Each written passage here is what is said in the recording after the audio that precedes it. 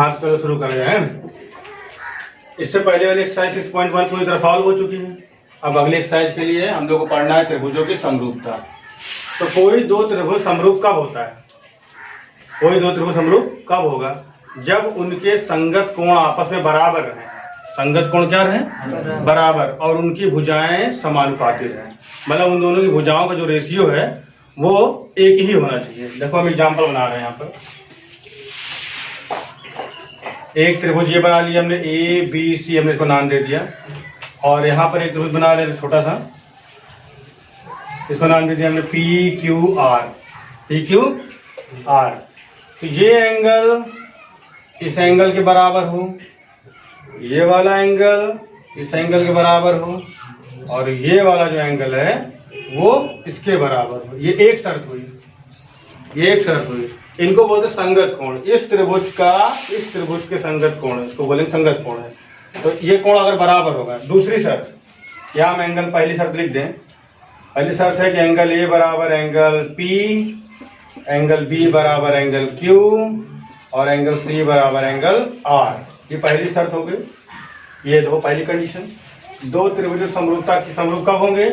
यदि उनके संगत कोण आपस में बराबर हो तथा दूसरी शर्त क्या है? उनकी भुजाएं एक ही अनुपात में हो। तो भुजाओं का अनुपात लो, चाहे इधर से लो चाहे उधर से लो, कोई दिक्कत नहीं, रेशियो लेना तुमको। तो हमने लिया ए बी, तो उधर क्या लेंगे?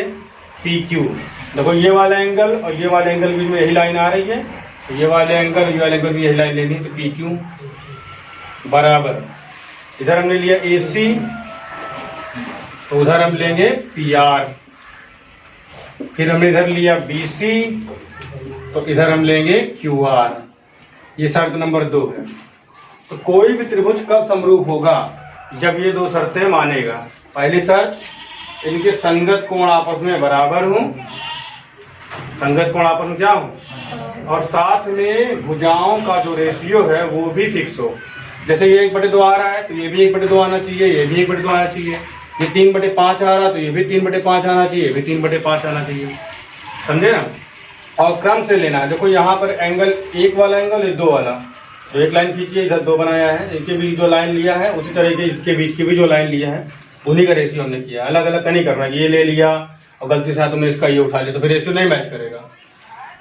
सही सोच समझ के चलना है। जिस एंगल के बीच की बात हो रही वही लाइन लेनी होती है, ठीक है? और फिर रेशियो करना पड़ता है। अगर ये दोनों चीजें हो गई तो त्रिभुज समरूप रहेगा। और फिर हम वहां पर इस तरह का निशान लगाते हैं, ऐसे।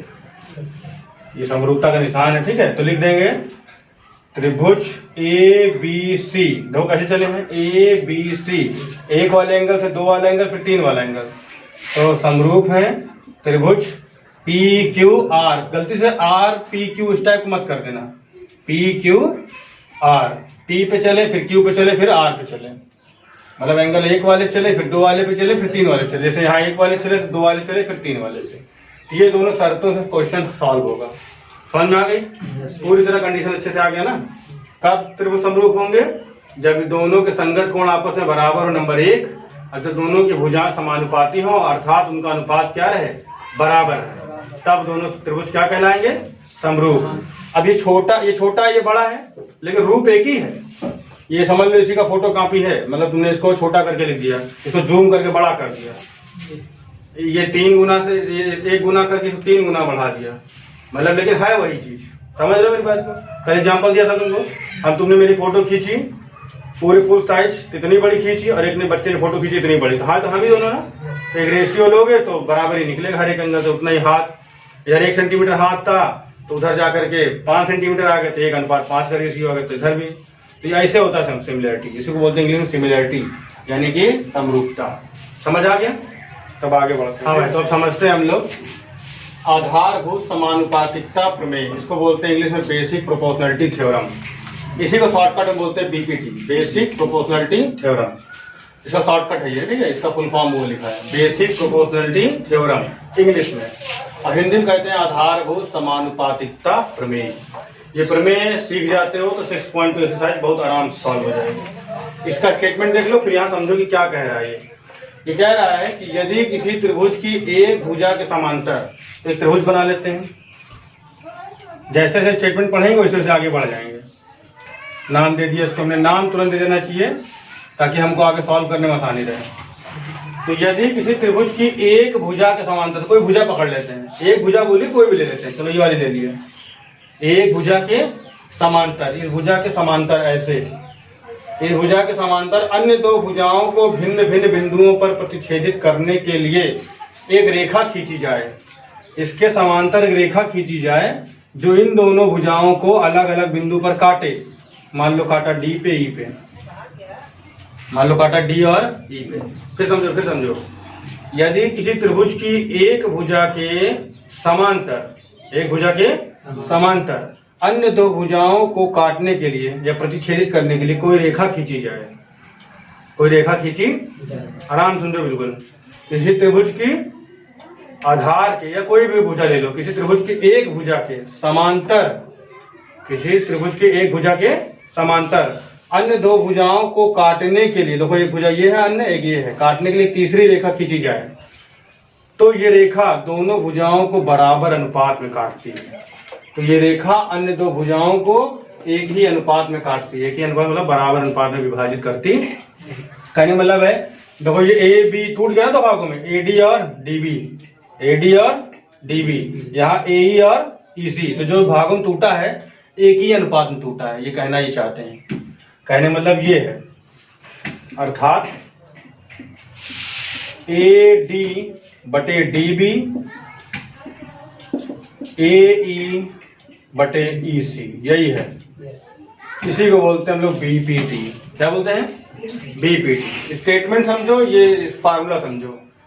अगर हम एक रेखा, एक मतलब त्रिभुज की एक कोई भुजा ले लें, कोई भुजा ले लो, इस भुजा के समांतर एक भुजा खींचे, एक भुजा नहीं सॉरी लाइन खींचे, इस त्रिभुज के एक भुजा के समांतर एक लाइन खींचे जो अन्य दो लाइनों को काट दे, तो ये जो काटा गया पॉइंट है वो इस लाइन को दो बराबर भागों में बांट देगा।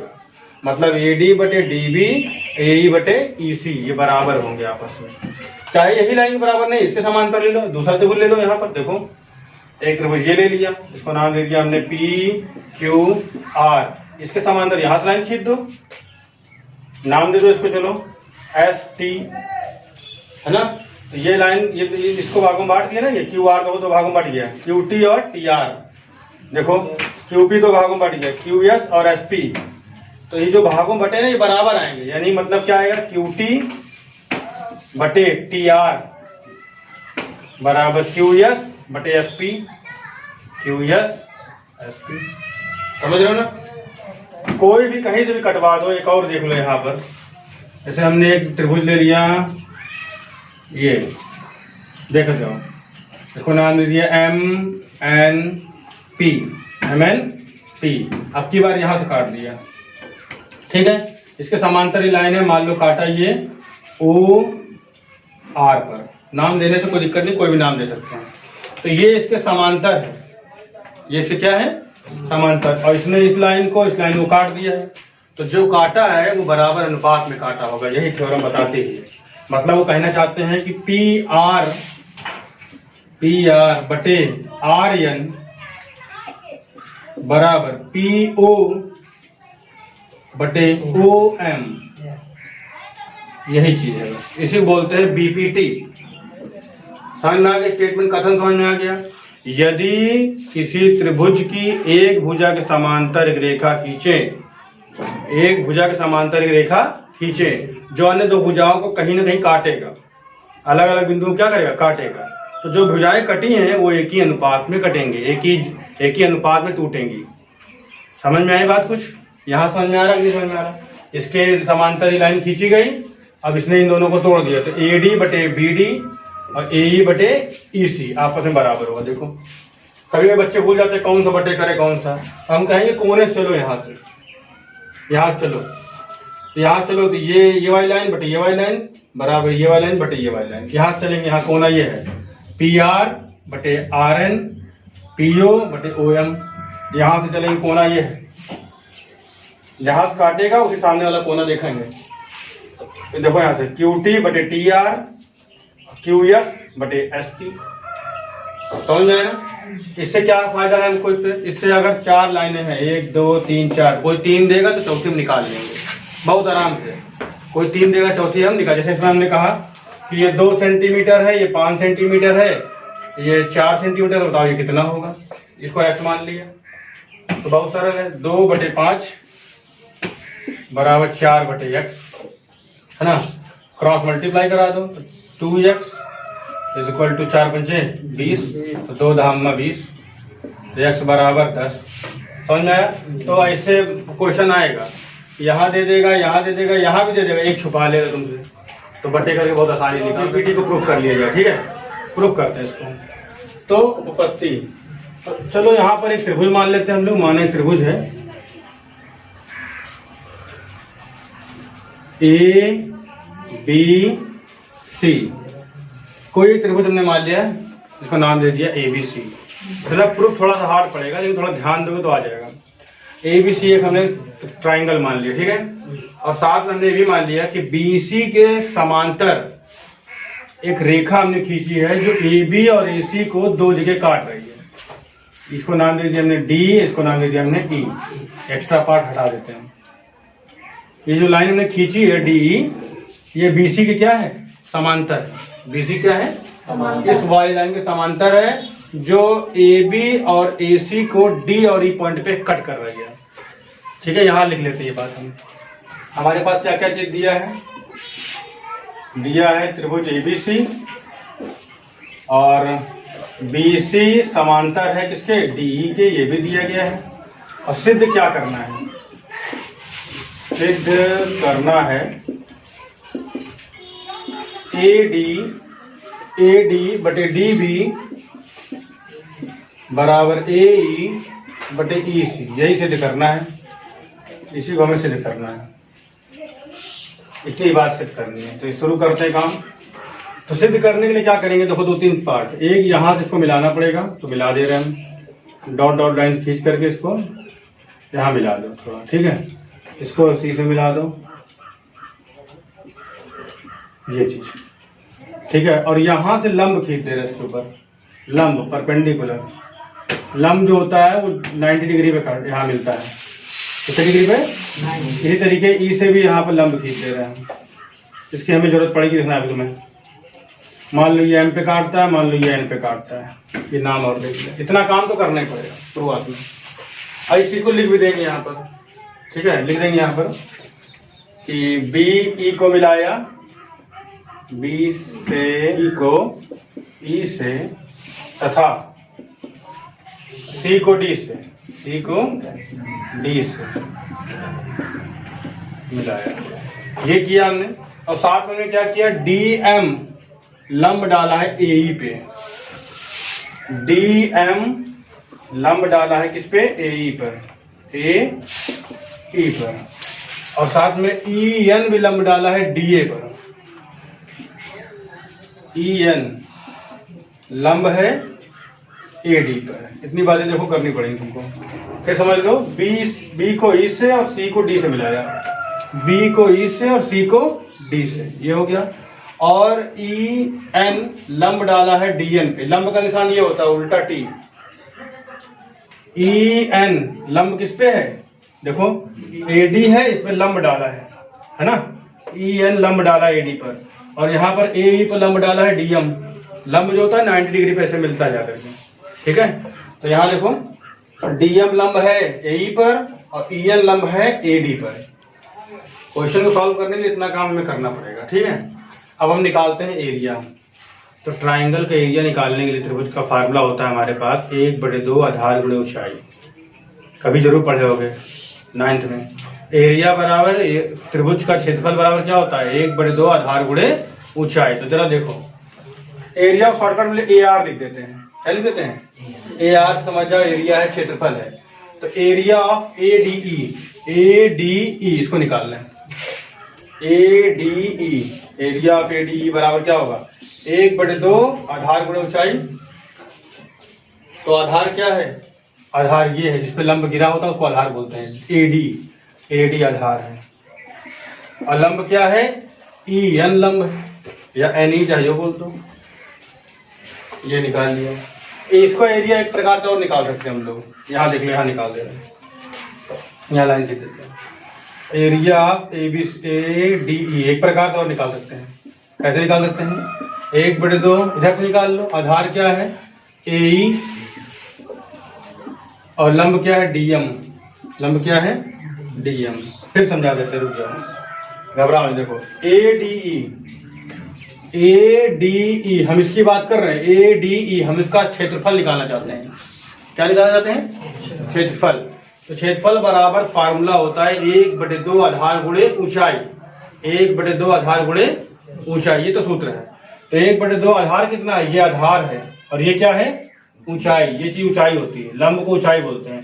तो आधार हो गया एडी, ऊंचाई हो गया एनी। आधार हो गया एडी, ऊंचाई हो गया एनी। अब इसी को एक प्रकार से निकाल सकते हैं। अगर ये वाला आधार ले लें ए और ऊंचाई क्या ले लें? डीएम, तो इधर से निकालते हैं तब भी वही बात है, इधर निकालते तो भी यही बात है। दोनों आपस बराबर हैं, बस 2 तरीके से निकाला है। कितने तरीके निकाला है? 2 तरीके। अब दूसरी बात, अब इसका एरिया निकालते हैं। D E B, area D B E, फिर से वही है 1/2 आधार गुणे ऊंचाई। तो 1/2 आधार क्या हो जाएगा? इसका आधार हो जाएगा ये बी डी बी। आधार क्या हो जाएगा? D B. और ऊंचाई क्या हो जाएगी? ऊंचाई तो भैया यही रहेगी ना, एनी। ऊंचाई यही रहेगी। इस त्रिभुज में देखो ये ध्यान से, ये ऊंचाई कहलाएगा। कोई त्रिभुज टेढ़ा होता है, जैसे मान लो ये त्रिभुज है, तो यहाँ से इसकी ऊंचाई बाहर आएगी। ऊंचाई कहाँ आएगी? ये त्रिभुज टेढ़ा तुम्हें नजर आ रहा है, इसकी ऊंचाई बाहर गिर रही है यहाँ पे। समझ में आया? एन ई, ठीक है। इसी तरह का एरिया निकालो इधर वाले का, डी ई सी। डी ई सी का एरिया क्या होगा? 1/2 आधार। तो आधार क्या है? ई सी है आधार। और ऊंचाई, इसके लिए ऊंचाई क्या रहोगा? ये डी एम। तो डी, इतना काम अगर आ गया हो तो अब सवाल में कुछ नहीं बचा, अब प्रूफ में कुछ नहीं बचा। फिर समझ लो एरिया निकालना सबको आया, 1/2 आधार गुणे ऊंचाई। एडी आधार है, जिसके ऊपर लंब होता है वो आधार माना जाता है, और जो लंब खिंचता है ना उसको मानते ऊंचाई। तो ये AD into N E, AD into N E. लेकिन इधर से निकाले तो A E into D M, A E into D M, और मल्टीप्लाई 1/2 लगाना पड़ेगा। अब ये वाले एरिया निकालो डी बी ई का, तो डी बी ई का इसका निकालना है। तो ये आधार हो गया और ये हिस्सा ऊंचाई हो गया। इस लाइन को थोड़ा आगे बढ़ा लो तो ऊंचाई यही माना जाएगा। इसी तरीके डी ई सी का निकालेंगे तो ये आधार हो गया और ये क्या हो गई? ऊंचाई। अब कर दो बटे, इसका बटे इसके साथ, इसका बटे इसके साथ। तो देखो ध्यान से, एरिया ए डी ई यहाँ दिख रहा है, यहाँ दिख रहा है इसमें। तो एरिया डी बी ई इसका बटे करेंगे तो देखो 1/2 कट गया, एनी से एनी कट गया, ए डी बटे डी बी आ गया। ठीक है, ए डी बटे क्या आ गया? D B. एनी से एनी कट गया, 1/2 चला गया। इधर बटे करो तो area of A D E divided by area of D E C. 1/2 से 1/2 कट गया, डीएम से डीएम कट गया, ए ई बटे क्या आ गया? ई सी। ए ई बटे क्या आ गया? इतनी चीज आ गई। समझ में आया? समीकरण 1 और समीकरण। अब एक चीज ध्यान दो, तुमने पिछली क्लास में शायद पढ़ा हो, उम्मीद तो है पढ़ा होगा, कि अगर 2 समांतर लाइन है, क्या है? 2 समांतर लाइन, और इसके 2 पॉइंट से एक त्रिभुज बनना है। ये ऐसे क्या बनना है? त्रिभुज बन रहा है, समझ रहे हो ना? और इन्हीं 2 पॉइंटों से एक दूसरा त्रिभुज बन रहा हो इधर कहीं, मान लो कि ऐसे बन रहा है, इस तरह से ऐसा। तो ये त्रिभुज और ये त्रिभुज का क्षेत्रफल आपस में क्या होगा? बराबर। 2 समांतर लाइनों के बीच एक ही पॉइंट से त्रिभुज बनते हैं, उनका एरिया क्या होता है? बराबर। तो देखो 2 समांतर लाइन है और इनके भी 2 त्रिभुज बना है, एक ये बना है और एक ये वाला बना है। बना कि नहीं बना? उन्हीं जगह से बना है, यहाँ से ये भी यहाँ बना है और यहाँ से ये भी बना हुआ है कि नहीं? तो इन दोनों के एरिया आपस में क्या होगा? बराबर। तो ये जो ए डी ई बराबर ए डी तो बराबर ही है, ये जो डी बी ई है ये डी ई सी के बराबर है, क्योंकि D area of D B E बराबर है एरिया डी ई सी के। तो ये वाला पूरा इसके बराबर आ गया ना, ये वाला पूरा से क्या आ गया बराबर। तो जब ये इसके बराबर तो ये वाला भी इसके बराबर होगा, तो समीकरण 1 व 2 से, समीकरण 1 व 2 से ये वाला इसके बराबर कर दो। तो AD बटे DB बराबर AE बटे EC, और यही हमें सिद्ध करना है। यही बात तुम लोग को समझ में नहीं आई होगी। अगर दो समांतर लाइनों के समांतर रेखाओं के बीच में कोई त्रिभुज एक ही पॉइंट से बन रहे हैं, एक ही पॉइंट से बन रहे हैं, तो वो आपस में उनका एरिया क्या होता है बराबर। मतलब इसका एरिया निकालोगे, ये पूरा निकालोगे, ये वाला एरिया और इसके वाले एरिया के पूरे क्या निकलेगा बराबर निकलेगा। तो देखो यहाँ तो समांतर लाइन, एक ये लाइन और एक ये लाइन समांतर है कि नहीं है। तो इनके बीच जो त्रिभुज बनना है, ये बनना है, ये बनना आपस में बराबर होगा, यानी ये वाला DBE DEC के क्या होगा बराबर। तो जब नीचे वाला बराबर है, ऊपर वाला ऑलरेडी बराबर है, तो ये पूरा इसके बराबर हुआ। जब नीचे वाला पहले बराबर हो गया, इससे हो गया बराबर, समांतर लाइनों में बराबर हो गया, और ये वाला पहले ही बराबर था, तो ये पूरा का पूरा अनुपात ही क्या हो गया आपस में बराबर। तो जब ये दोनों बराबर है तो ये भी बेचारे बराबर होंगे, तो बस बराबर कर दिया, प्रूफ हो गया। ये वाली बात तुमको याद नहीं आ रही होगी, लॉकडाउन में पढ़ाई वढ़ाई डैमेज है सब, तो ये याद कम आ रहा होगा, लेकिन तुम्हें बता दे रहे हैं जब कभी दो समांतर लाइनें हो, एक ही पॉइंट से दो ट्राइंगल बने, तो उनके एरिया आपस क्या होता है। एक एरिया को बता दे 10 है, तो दूसरा तुमने पूछ ले करो 10 ही होगा, समझे ना। तो ये है DBE DEC के क्या होगा बराबर, क्योंकि एक ही समांतर लाइन के अंदर बने हुए, एक ही पॉइंट से बने हुए। ठीक है, इस तरीके से BPT प्रूफ हो। तो AD बटे DB AE बटे EC ये एग्जाम में कभी कभी पूछा गया। ठीक है, समझ में आया है। तो आप समझ लेते हैं प्रमेय 6.2, प्रमेय 6.2 प्रमेय 6.1 का, यानी BPT का जस्ट विलोम है, उल्टा है, समझ रहे हो। प्रमेय 6.1 का ये विलोम है। उसमें क्या होता था कि कोई रेखा अगर समांतर है, किसी रेखा के, कोई त्रिभुज के अंदर अगर रेखा क्या है समांतर है, दो भुजाओं को अलग अलग काट रही, तो भुजाएं एक ही अनुपात में कटती हैं, एक ही अनुपात में बढ़ती हैं, ये बताए थे। अब क्या है, स्टेटमेंट सुनो, यदि एक रेखा किसी त्रिभुज की दो भुजाओं को एक अनुपात में विभाजित कर दे, ये रेखा, ये त्रिभुज ABC है, ये रेखा एक त्रिभुज की दो भुजाओं को AB को और AC को बराबर अनुपात में बांट दे, यानी ये अनुपात इसके और इसका, ये इसका अनुपात बांट दे, तो ये रेखा अवश्य इसके समांतर होनी चाहिए, होगी। अर्थात यदि, इसको नाम देते हैं DE, यदि AD और DB बराबर है AE और EC के, अगर बराबर है तो समझ जाओ कि DE समांतर होगा किसके, BC। अगर विष्णु ये दिया गया है AD DB बटा बराबर है, AE और EC का अनुपात बराबर है, तो अवश्य तुम समझ जाओ कि ये अपन समांतर होंगी। अब अगर समांतर दिया है तो समझ जाओ ये अनुपात बराबर होगा, जो पहले पढ़े थे कि नहीं। क्लियर हो रहा है, साहब समझ में आ रहा है नहीं। अगर इसका अनुपात इससे और इसका अनुपात इससे बराबर है तो समझ जाओ ये दोनों लाइन क्या है समांतर। और अगर लाइन समांतर है तो तुम समझ जाओ ये अनुपात क्या होगा बराबर। तो प्रमेय 6.1 6.2 का क्या है उल्टा है। समझ में आ गई लाइन कि अगर AD बटे DB और AE बराबर ये दिया जाए तो तुम ये लिख देना, और ये दिया जाए तो ये लिख देना। सबको क्लियर हो गया, बस यही खत्म होता है। हम लोग एक्सरसाइज 6.2 सॉल्व करेंगे। ठीक है, नोट कर लो इसको।